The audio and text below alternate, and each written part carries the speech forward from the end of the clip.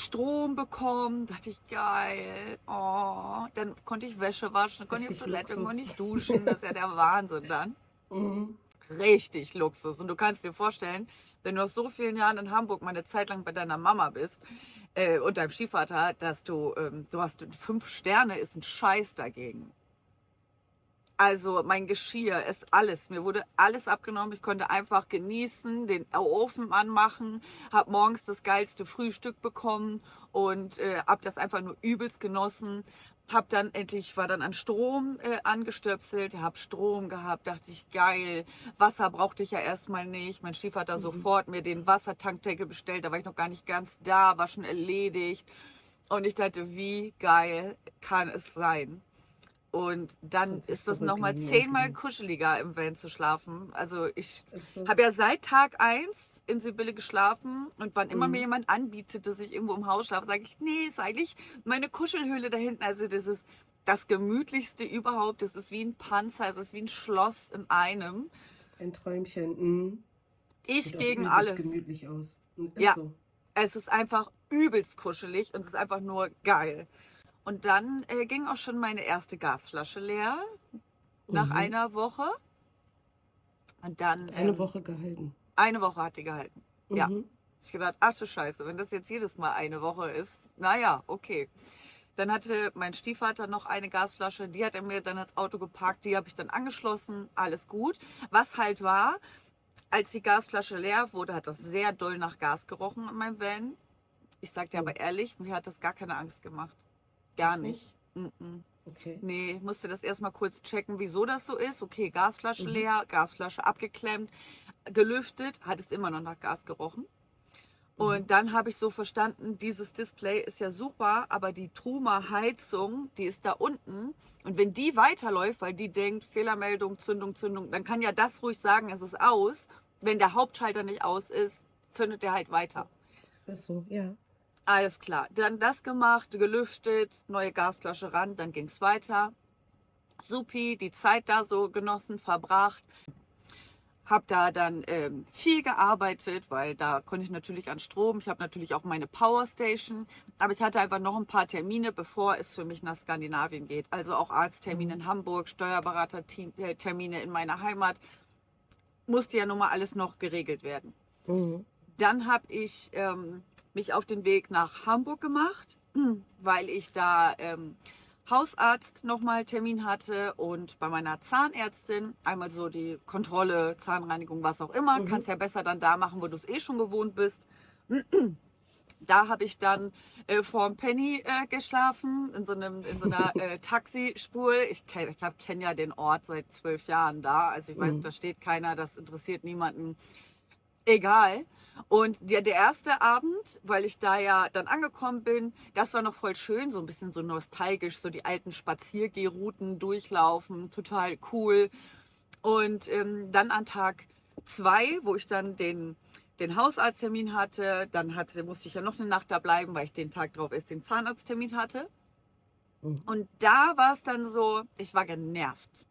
Ich wollte los. Ich hing da immer noch in Hamburg und dann ist mir mal kurz, und du kennst mich, ich glaube, Mhm. du nennst mich die Resilienzkönigin Ist überhaupt. so.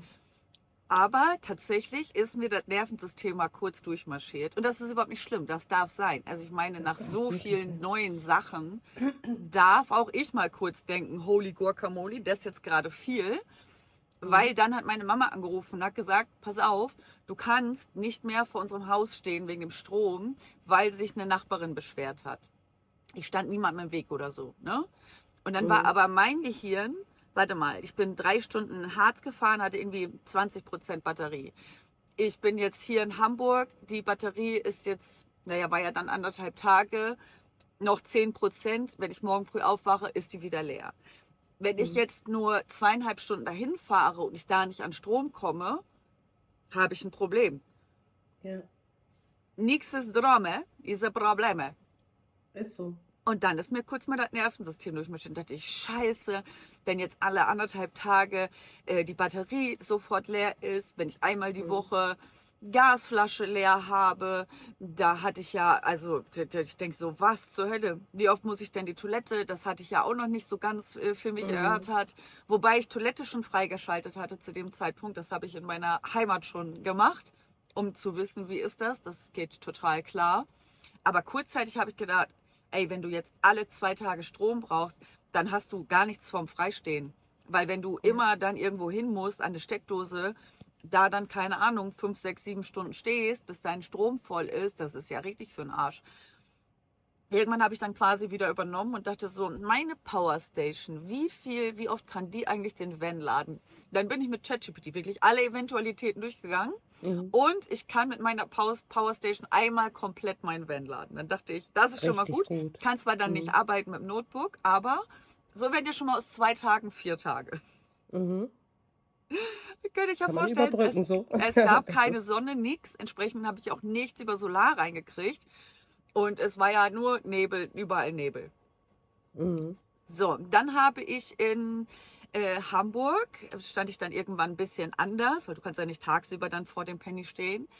Und habe dann gesagt, so, du hast ja jetzt gleich deinen Arzttermin, geh mal noch mal eben duschen. Dann habe ich mein Badezimmer freigeschaltet und habe dann Mhm. im Van geduscht. Und das war cool, weil du stehst einfach irgendwo am Straßenrand und kannst einfach duschen. Hä? Wie wild ist das denn? Also, voll. Mhm.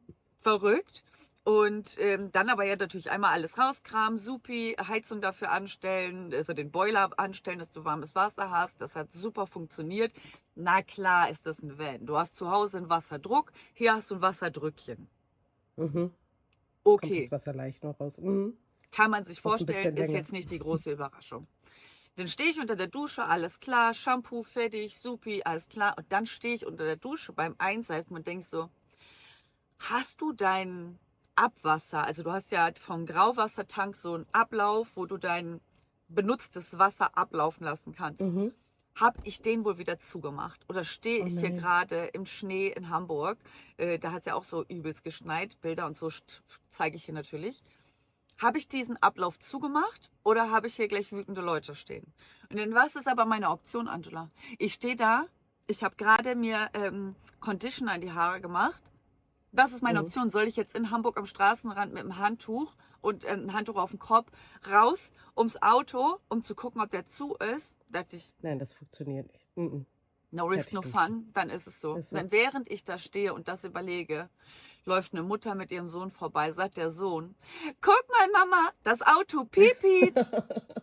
Ja, da wusstest du, hattest du nicht zugedreht.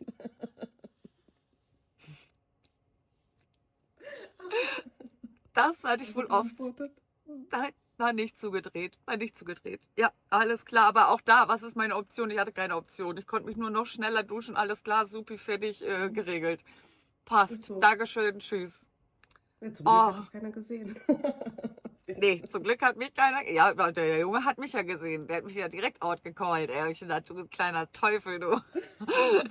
Dann bin ich natürlich danach und habe das Abwasser abgedreht. Alles gut, okay. Aber das ist natürlich, wenn du dann direkt in Hamburg stehst und du duschst und das Wasser läuft einfach raus, denkst, okay, Mhm. das ist ein anderes Level hier. Supi. Unangenehm. Ja, voll unangenehm. Aber ist wie es ist. Küche hatte ich ja auch noch gar nicht freigeschaltet. Und ja, danach ging es nochmal wieder in die Heimat, weil ich noch ein paar Sachen Mhm. halt dann eingeladen habe und nach Hause gebracht habe.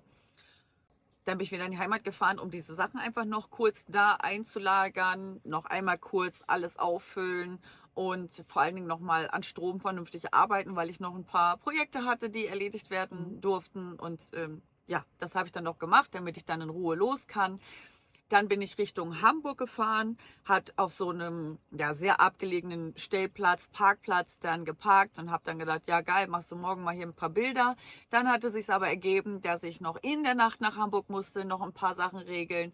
War gut, so konnte ich noch für 2,03 € tanken. Für diejenigen, die das jetzt nicht wissen, auf der Autobahn wurde mir schon 2,49 € angezeigt, da ich das ja ein Schnapper. Ja, Voll. nimmst du mit. Dankst du voll, das passt, Dankeschön. Dann habe ich nochmal in Hamburg gepennt, supi, und dann ging es am nächsten Tag los Richtung Flensburg.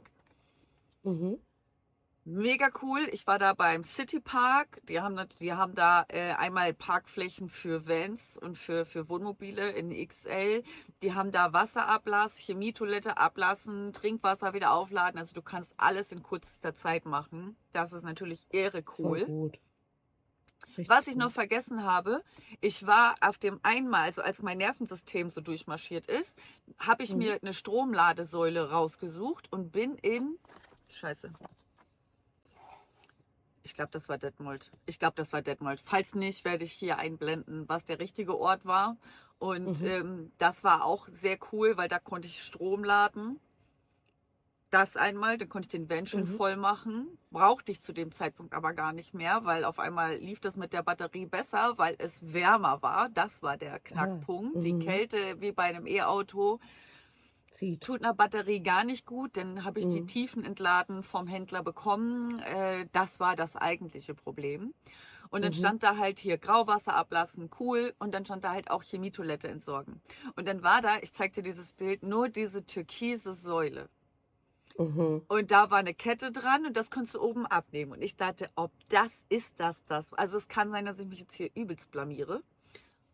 Oder dass es das war. Es gibt nur diese beiden Optionen. Mhm. Also habe ich in dieses türkise Regenrohr-ähnliche Ding meine Chemietoilette entsorgt, konnte es ja auch nicht nachspülen oder so. Kann sein, dass mir jetzt Mhm. alle in den Kommentaren schreiben, bist du bescheuert, das war nur eine Abgrenzung. Kann sein. Wir werden es herausfinden. Mhm. Aber Das ist- voll der geile Platz, weil du hast da direkt nochmal diesen See mit den Enten, zeige ich auch Mhm. gerne alles. Und du kannst da einfach 10 Tage kostenlos stehen. Also, Voll gut. wie geil ist das Richtig denn? gut. Ja. Ja, übelst gut. Das noch geregelt, okay. Und in der Heimat ist auch übrigens noch die zweite Gasflasche leer gegangen, mussten wir dann noch einkaufen. Dann hatte ich zwei Mhm. Alu-Gasflaschen, die Mhm. Galus. Schönen guten Tag, die Ja, Christoph. Galus. Mhm. Super. Auch eine Woche. Dann Mhm. war die leer und dann halt jetzt, wie gesagt, zum Citypark. Da konntest du super stehen, weil du hast da einfach alles Mögliche. Ich konnte da noch mal ein bisschen einkaufen, konnte noch ein bisschen Drogerieartikel zusammensuchen. Und weil ich ja die Küche noch nicht freigeschaltet hatte, wollte ich noch nicht los nach Skandinavien, weil wenn das nicht funktioniert, dann möchte ich natürlich schon noch mal Mhm. zum Händler, dass das geregelt wird. Ja, Und verständlich. auch bei der zweiten Galu, Alugasflasche, hat es nach Gas gestunken. Ist wie es ist. Ist wohl, wenn die leer wird. Keine Ist Ahnung. Es das sind so? ja alles an Prüfungen, Okay. ist ja frisch gemacht bei Sibylle. Also Mhm. das kann eigentlich nichts sein. Mhm. Und dann bin ich dann in Flensburg an den Hafen gefahren. Boah, ich zeig dir die Bilder, was für ein schöner Stellplatz, direkt am Wasser mit Blick auf diese Richtig Werft. schön. Abends dann diese geile Promenade, einfach mega schön. Aber ich hatte auch wieder meinen guten alten Freund, den Nebel. Mhm. Da siehst du ja Der hat dich nichts. Also ich begleitet. mag Mhm. Schnee, ich mag Sonne, alles gut. Aber Nebel, das ist ja, wenn das so dieses schöne Morgentau-ähnliche Nebel ist, supi schön. Aber wenn du dann über Mhm. Tage nichts siehst, bringt dir das gar nichts. Nee, tut's auch nicht. Da habe ich mega gut gestanden. Dann wollte ich mir noch einen anderen Platz, habe ich mir noch angeguckt. Und dann zeige ich das jetzt mal. Da siehst du diese Baugerüste. Das sah mir eher aus, als wäre das so ein Treffabend zum Saufen. Und dann bin ich da so Mhm. hinter Hecken lang gelaufen und dachte, ob das hier wohl so ein offizieller Weg ist. Ich blende das mal ein. Mhm. Und dann da vorne angekommen, super toll. Ich sehe die Ostsee. Ist jetzt ja auch nichts Neues für mich, aber Nebel. Du konntest halt wieder nichts sehen. Es ist wie im Harz gewesen, in Hahnklee. Ich kannte die Bilder nebeneinander halten und du sagst, weiß ich nicht, was davon was ist.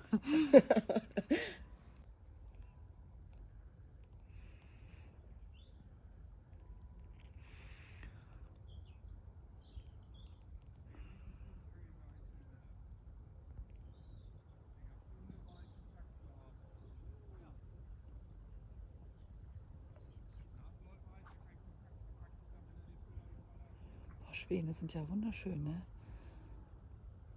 Aber es sind halt auch riesen Dinos. Wann wollt ihr denn jetzt hier? Ich dachte, ihr wollt vorbeischwimmen. Äh, nee. Oh, und dreht ihr wieder um oder drehe ich um? Ich bin ja irgendwie in eurem Gebiet, nicht ihr in meinem, ne?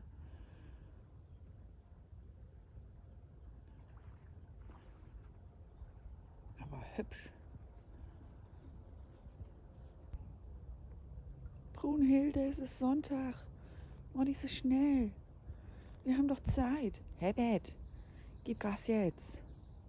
Wir haben noch was vor. Wir gehen noch zu den Enkelschwänen. Ich komme ja schon.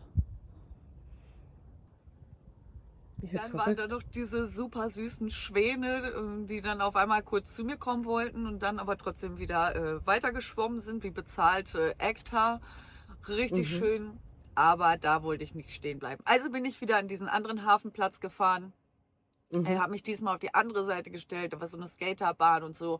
Da habe ich mich aber nicht so wohl gefühlt. Da habe ich ein paar Mal umgeparkt. Dann bin ich auch Mhm. einmal in die erste Reihe und da habe ich mich aber nicht wohl gefühlt. Das ist einmal so ein Bauchgefühl gehabt. Und dann das Mhm. eine Mal bin ich aus meinem Auto raus und dann siehst du, ich kann dir das einblenden, wie ein Typ hinter meinem Van wegläuft und auch sofort verschwindet. Also kann auch sein, dass er dahinter gepinkelt hat oder sich da hingesetzt hat. Was auch immer. Weiß man halt nicht. Ist Weiß man egal. nicht. Mich nicht Mhm. wohlgefühlt, egal. Weg. Ja. Also wieder auf die andere Seite gestellt, bei der ich ja die Vornacht schon war. Mhm. Musste da nochmal arbeiten. Ja, ich weiß, viele Menschen denken ja, man arbeitet nicht. Doch, muss man. Mhm. Doch, sehr viel sogar. Okay.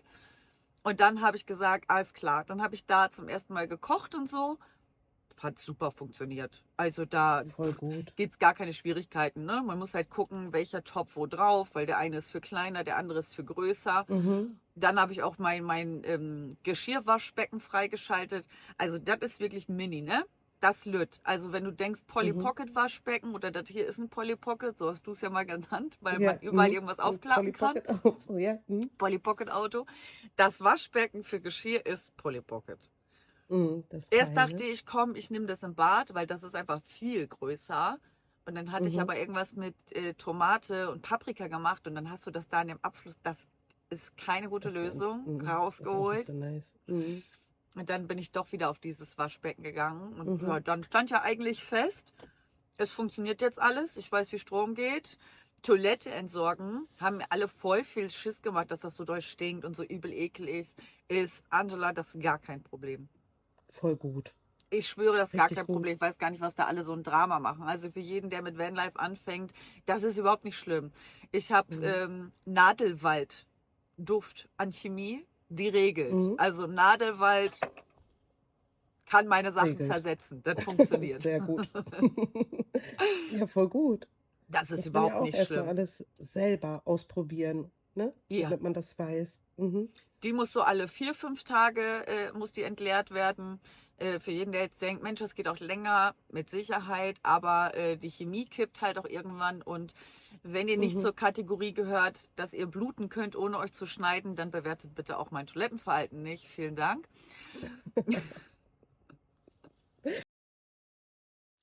Ja, ja, da lache ich noch. Was ich zu diesem Zeitpunkt noch nicht weiß, dass ich mich in genau dem Ort, an dem ich mich da gerade in Schweden befinde, festgefahren habe und dabei eines meiner Sandboards zerbrochen habe. Und kurz darauf folgend befinde ich mich bereits in einer VW-Werkstatt. Entschuldigung, ich sag's wie die Schweden, Volkswagen. Und was meine Volkswagen-Engel Amanda, Frerik und Mirza damit zu tun haben, das erfahrt ihr schon bald. Da ich aber zum Zeitpunkt der Erzählung dort aktuell noch in Deutschland bin, gibt es heute für euch eine Doppelfolge, denn sonst komme ich nicht mehr hinterher. Ich wünsche euch ganz viel Spaß mit der heutigen Doppelfolge. Äh, So, und zu dem Zeitpunkt kam aber dann schon hier und da auch die Sonne. Auf einmal habe ich Solarstrom reingekriegt. Also ich hatte nicht nur nach einer halben Stunde fahren super viel Strom mit der Batterie. Nein, auf einmal kam er noch über Solar rein. Ich habe gedacht, oha, ich kann mal bei den nice. Stadtwerken anrufen, ich habe Strom abzugeben. Das läuft ja richtig. Das läuft richtig gut, habe ich gedacht. Da habe ich gesagt, geil. Ja, und Mhm. dann habe ich so gedacht, boah, guckst du noch bei Park4Night, das ist eine App, da kannst du ganz viel Sachen gucken, weil mir so über YouTube-Videos war das so, Ja, in Schweden mit den Gasflaschen, das ist super schwierig, weil du kannst die deutschen die Galus nicht tauschen. Mhm. Die haben da flüssig, die haben dies, die haben das. Du brauchst ein Ember, Gerät, was du dazwischen stellen musst. Du brauchst eine schwedische Flasche. Und ich habe gedacht, boah, ihr macht mich wahnsinnig. Also habe ich gedacht, na, ich kann ja in Deutschland nochmal auffüllen. Da habe ich ja nochmal 2 Wochen, bis das dann mein Mhm. Problem wird. Ja, und dann wollte ich auch, weil ich ja über die Storebaldbrücke und die Oresundbrücke fahre, mich da erst noch Mhm. zu so einem Sachen anmelden, um da Geld zu sparen. Ja, dann sparst du da 10%, musst dich aber auch wieder da abmelden. Und das ist, bis du das Okay. alles rausgesucht hast, das lohnt sich ehrlich gesagt nicht für zehn Mhm. Prozent. Also wer das machen möchte und die Zeit hat, bitte tut's. Ich habe dann irgendwann einen Rappel gekriegt und Kann Hummeln, ich wie mir ich das sehr vorstellen. gerne habe. Und habe Mhm. gesagt, ach, fuck it.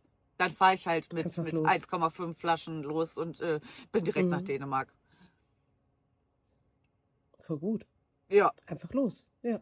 ja, einfach los. Dann bin ich da auf einem Campingplatz, ja, was heißt Campingplatz? Eher so eine Art Stellplatz gefahren, war sehr schön, super ruhig, Waschmaschine, Trockner war da, Toilette, eine heiße Dusche war da.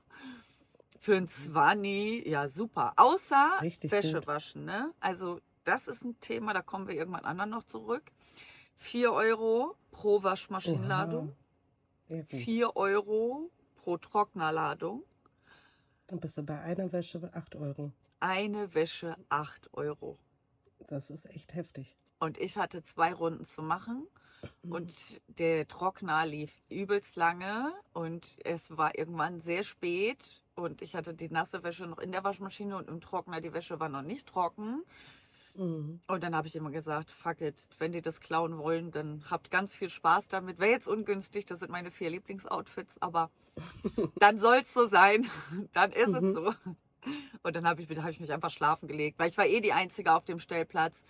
Ja, dann dachte Mhm. ich, sonst braucht das ja hier keiner, dann machst du das morgen früh. Und so habe ich es dann auch gemacht. Mhm. Gut. Und Und Wäsche war noch da. Wäsche war noch da, ja, absolut. Was ich auch noch erzählen muss zu dem Grenzübertritt. Ich so ordentlich, weißt du, oh, hier ist die Grenze, bla bla, als würde ich zum ersten Mal über die Mhm. Grenze fahren. Man ist dann ja der Lulu, ne? Und dann bin ich dann über also noch nicht über die Grenze, sondern kurz vorher, noch mal kurz rechts ran, weil ich hatte, wenn die jetzt mein Perso haben wollen, das habe ich hinten im Auto, das habe ich vorne gar nicht, bin ich schnell nach Mhm. hinten, habe mir das geholt und dann habe ich gesehen, wie die LKWs an mir vorbei gedonnert sind und da durchgefahren sind. Und ich, ach, das ist hier gar nicht mit anhalten. Ja, gut, dann hänge ich mich da einfach ran. Schnell da durch. Und nee, du wirst halt rausgewunken, wie an jeder Grenze auch, aber man wird ja kurz gaga. Du wirst allgemein in so einem Auto kurz mal gaga bei Sachen, die völlig logisch sind. Da kann ich dir auch gleich noch was Das zu kann ich sagen. mir vorstellen. Ja, Mhm. und dann über die Grenze, geil, richtig schön. Passt. Ist jetzt auch nicht so schwer, hier in Dänemark zu fahren. Mhm. Ja. Zum Thema Gaga werden, ne? Als ich das Mhm. erste Mal dann auf einer Brücke dann irgendwie, so muss ja auf alle Brücken achten, dass das passt, dann stand da Ja. 3,8 Meter. Ich bin drei Mhm. Meter groß, Mhm. rein logisch, Mathe kann ich sehr gut, passe ich da durch. Aber auf Ja. einmal setzt dein Van-Gehirn ein, denkst du, 3,8, ich bin 3 Meter, ob ich wohl da durchpasse. Wie viel ist eigentlich dieses Komma 8? Sind es 8 Zentimeter, 8 Millimeter, 80 Zentimeter, sind es 8 Meter? Was ist das überhaupt an Was? Differenz? Darf ich Mhm. nicht mal hoppeln? Also, gaga, es passt, Wirklich alles gaga. cool. Mhm. Ja.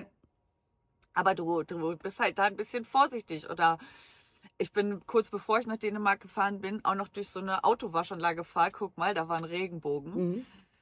Voll Richtig schön. cool, weil ich Mhm. diesen ganzen Salz und Dreck einfach vom Van noch runter haben wollte Ja. vorher. Und musste ich auch durch so 3,25 Meter durchfahren und dann bist du wirklich so. Ziehst du deinen Kopf ein, Ja, wirklich, als ob automatisch. das was bringen würde, zieht man den Bringt gar Kopf ein, nichts. bringt gar nichts. Als ob so. Ach so, dann ist das Auto jetzt ja kleiner. Das bringt überhaupt nichts. Ja, aber ich glaube, das ist ganz normal. Das ist so, man muss sich erstmal daran gewöhnen, ne? Voll, voll. Also Ist die so. Außendimension gar kein Thema, aber die Höhe. Meine Mama Ja, sagt, da passiert nichts, weil das ist schon was schief gegangen. Also es muss immer am Anfang etwas schief gehen, danach ist erledigt. Und da ich ja ja. aus meinem blauen Wassertankdeckel einen 1000-Teile-Puzzle gemacht habe, Mhm. ist es das wohl gewesen.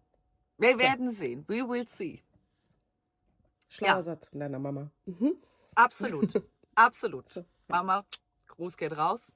auf dem Platz habe ich dann ja Strom gehabt, also konnte ich auch da wieder meine Powerstation laden. Ich konnte die Videos zusammenstellen, die du von mir bekommen hast, damit du dir da schon vorab einen Eindruck verschaffen kannst. Und da muss man wirklich sagen, also man sagt ja immer, Vanlife ist so frei, aber man ist genauso frei, wie man Strom hat, wie die Toilette leer ist, wie man Wasser im Tank hat und wie die Batterie geladen ist. Also danach bist du frei. Davor ist das eine große Lüge. Und mir ist es ja auch wichtig, dass ich auch die Plätze zeige, die vielleicht nicht so schön sind, dass man mal einen realistischen Eindruck bekommt. Genauso habe ich aber auch dann auch angefangen, so Videos aufzuzeichnen, die im Zeitraffer sind. Also dass man einfach den Weg ein bisschen mehr sieht. Zeitraffer braucht halt deutlich weniger Speicher, als wenn ich das Video mache. Ich mache es ein bisschen langsamer, damit man das alles vernünftig sehen kann. Aber deshalb ruckelt das vielleicht mal, weil das einfach deutlich weniger Bilder die Sekunde sind. Aber so kann man sich einfach mal so einen Eindruck verschaffen. Ja? Mhm. So, dann bin ich weitergefahren zu der, ich weiß gar nicht, ich blende das mal ein. Ist das eine Halbinsel? Dänemark hatte ich mir als Ziel gesetzt. Muss dazu sagen, ich war nun jetzt nicht in vielen Bereichen in Dänemark und auch Südschweden. Also da kannst du auch nach Hannover fahren. Ne? Also ja, okay. Also da ist jetzt nichts Weltbewegendes. Also wenn du auch denkst, du kommst in Südschweden an und denkst, boah, krass, nee, ganz auch, fahr nach Hannover, hast auch alles gesehen. Also bestimmt gibt es da auch schöne Ecken, gibt es in Hannover und auch in Norddeutschland auch, alles gut. Aber das ist sich sehr ähnlich, so kann man es sagen. So, das habe ich dann an dem Tag gemacht und dann war ich da und habe dann gesagt, ah ja, scheiß drauf, fährst direkt noch auf die zweite Halbinsel in Dänemark. Das kannst du dann halt morgen direkt nach Schweden übersetzen. Und jetzt blende ich mal ein, einfach mal diese Brücke von der einen Halbinsel zur nächsten. Also das ist so lang, also es ist so massiv, es sieht so krass aus. Es war so unfassbar windig. Also man sieht es auch an diesen Windhosen, die einfach nur so dastehen und immer wieder diese Einblendung, starker Wind, starker Wind. Denke ich, merke ich gar nicht. Ich habe ja, also Sibylle, die hat ja, also die trinkt ja auch ganz gut Diesel, ne? Aber gerade bei so einem Wind, also windschnittig, eher wie so eine Schrankwand aus den 90ern, ne? Also, da kannst du nun von Aerodynamik nicht wirklich reden. Also hier klappert nichts, alles gut, aber trotzdem ist es immer diese ne? Immer wieder. Dann da drüber und ich habe erst so gedacht, wie ist das denn dann an den Mautstellen oder ne, wie bezahlt man das da? Das kann ich allen sagen. Ich blende es auch ein, ist super easy. Da ist super viel Platz, das ist überhaupt nicht stressig. Du fährst einfach an die Station, die du da nutzen möchtest. In meinem Fall war das mit Karte bezahlen. War direkt auch richtig, von den Abmessungen, Karte, Quittung raus und dann fährst du da weiter. Also das ist komplett gechillt. Dann wollte ich da bleiben, bin so ein ganzes Stück noch weitergefahren. Dann habe ich mir da 2 Parkplätze angeguckt, die waren beide nichts. Also die sahen beide so aus wie, ja, als würden sich da Erwachsene abends für Ringelpiez mit Anfassen treffen. Und dann dachte ich, das muss jetzt nicht sein. Also habe ich gedacht, ach, scheiß drauf, feierst die Stunde auch noch weiter, fährst direkt nach Schweden. Einfach durchgezogen. Alles klar, einfach durchgezogen. So. Bei der Brücke ähnliches Spiel, genauso aufgebaut, auch mit dem Bezahlsystem, also auch komplett entspannt. Und dann bin ich so an die Küste gefahren, weil ich da erst einen Parkplatz mir gesucht habe, weil ich am Abend, du weißt es, das Jahresprogramm hatte, Initiatoren für weibliche Energiearbeit. Ich wusste, das startet in einer Stunde, also hatte ich mir diesen Parkplatz ausgesucht. Der war aber komplett leer. Es war direkt am Wasser, schön, aber wenn das so windig ist, einfach nur Kacke. Einfach nur Scheiße.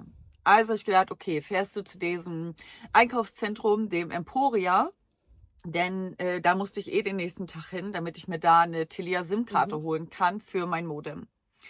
Auf diesem Parkplatz angekommen, es war wirklich echt nicht schön da, gar nicht schön. Und du hast da einfach auch ein ganzes dolles Wust an Park-Apps. Also das hat mir später jemand erklärt, dass das einfach frei ist und da kann jede Park-App quasi hin und dann hast du da 3 Stück und irgendeine suchst du dir aus und bei der zahlst du dann die Zone. Okay. Ganz merkwürdig. So, jetzt muss man dazu wissen, ich habe sehr viele Sicherungen im Auto. Ich habe da keine Angst, wenn es nach mir gehen würde, würde ich gar nichts sichern, ehrlich gesagt. Außer wenn ich merke, also ich sage immer, wenn ich das Bedürfnis habe, etwas zu sichern, sollte ich den Platz verlassen. Machst du ja auch bis jetzt Jetzt nicht. habe ich aber meiner Mama versprochen, dass auch wenn ich die Angst nicht davor habe, dass ich es bitte als Routine trotzdem Mhm. mache. Mama, das Mutterschiff entscheidet, das macht man Mhm. dann einfach, fertig. Das bedeutet, ich habe die Türen jeweils abgesichert, ich habe die abgesichert und hier hinten habe ich auch nochmal die Sicherung. Mhm. Auf diesem Parkplatz habe ich mich nun offensichtlich nicht wohlgefühlt, aber ich musste auch in 20 Minuten Ja. live Mhm. sein, via Zoom, um diesen Kurs zu Mhm. machen. Und habe dann da abgeschlossen, also zusätzlich verriegelt, hier zusätzlich verriegelt, gehe raus aus der Seitentür und merke, irgendwas hat sich da verhakt. Denkt man ja immer nicht so drüber danach. Also habe ich mit der Schulter nochmal einen Schubs gegeben, zu. Mhm. Und dann ging die Tür Oh, nicht mehr auf. Scheiße. Und dann ging die Tür nicht mehr auf. Und ich hatte nun gerade alle anderen 3 Türen Verriegelt. Mhm. gesichert. Da kommst du mit nichts Mhm. rein. Und dann stand ich da vor der Tür, mein ganzes Setup stand, ich wollte gleich loslegen und kam nicht mehr rein. Und dann hatte ich auch noch nur das zweite Telefon, was einfach, wo keine Bankkarte, nichts drauf ist, Mhm. mit am Start und dachte, Du es Scheiße. tut sich hier nichts. Also Auto nochmal kurz wieder abgeschlossen, bin ich nochmal kurz 2 Meter gelaufen und gedacht, okay, wenn das jetzt nicht funktioniert, wem kannst du Bescheid geben, dass der Gruppe Bescheid sagt, dass ich nicht Mhm. komme? Und wo schläfst du? Und wie löst du Mhm. das? Was passiert hier? Und dann bin ich zu Sibylle gegangen und habe Sibylle gesagt, also das hast du nicht zu entscheiden. Das hast du nicht zu Mhm. entscheiden. Das ist hier eine Diskussion, die werde ich gewinnen. Und dann habe ich nochmal aufgeschlossen und nochmal mit Schmackes die Tür auf und dann ging sie auf. Und ich hatte, Gott sei Dank. Oha. oh, wirklich, wirklich wahr. Es hatte sich ein Schlappen von mir da unten Ja. verhakt. Und man merke sich, das gilt ja für alles, das gilt auch für einen normalen Haushalt, wenn irgendeine Tür ungewöhnlich schlecht zugeht, nicht einfach nochmal nachdrücken, So. sondern ruhig mal prüfen, Warum sie nicht was zugeht. Mhm. klemmt denn da? Ja. Ja. So, alles klar. Ich drin, dann die 2,5 Stunden Kurs gemacht, supi-dupi, und habe dann überlegt, bleibe ich jetzt hier stehen, bleibe ich hier nicht stehen. Dann blende ich dir ein, lief da wieder so ein komischer Typ rum Mhm. und der ist dann stehen geblieben, siehst du Mhm. das, wie der dann guckt und ich denke, ich weiß, die Bille ist schön, aber ich fühle mich hier eh schon nicht wohl und jetzt erst recht nicht. Dann habe ich gesagt, alles klar, Sachen packen, fährst woanders Mhm. hin. Das muss nicht sein. Also bin ich dann zu dem Kronprinzessin Margareta Garten auf diesen Parkplatz gefahren. Der war beleuchtet. Ich glaube, 10 € sollte das Mhm. kosten, war mit diesen Parksachen, Mhm. ne? Oh, dann war da ein Mercedes AMG nach dem nächsten Treffen. Immer 4 Leute raus, die in den Park sind. Dann kommt der nächste Mercedes AMG, 4 Leute raus. Ich dachte, oh, Was ist geht das da jetzt hier denn die los? ganze Ja. Nacht so?